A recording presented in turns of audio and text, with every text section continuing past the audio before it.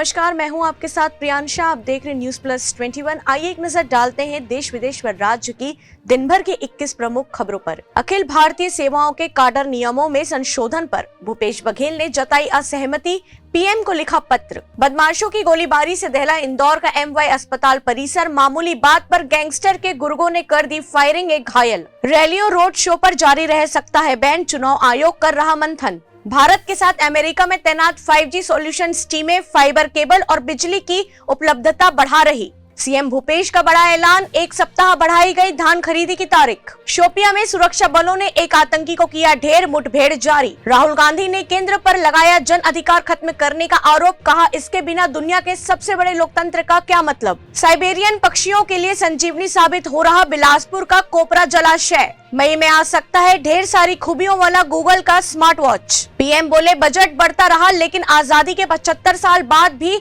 कई जिले पीछे ही रह गए। बीजापुर में नक्सलियों का उत्पात, अलग अलग घटनाओं में 15 गाड़ियां जलाई। बीएसपी ने जारी की दूसरे चरण के लिए 51 उम्मीदवारों की लिस्ट। छत्तीसगढ़ में कोरोना से एक दिन में 8 मौतें, पॉजिटिविटी दर 10.67% पार।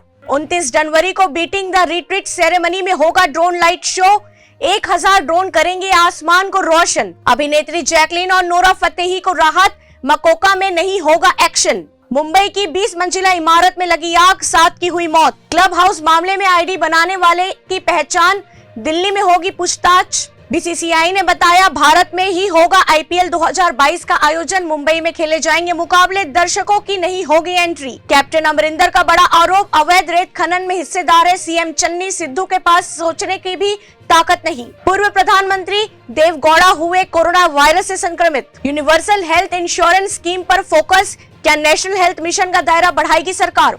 ऐसे ही तमाम जानकारी से लगातार अपडेट रहने के लिए हमारे चैनल को लाइक और सब्सक्राइब करना ना भूले। नोटिफिकेशन के लिए बेल आइकन जरूर दबाएं। देखते रहिए न्यूज प्लस 21, आपके हक की बात।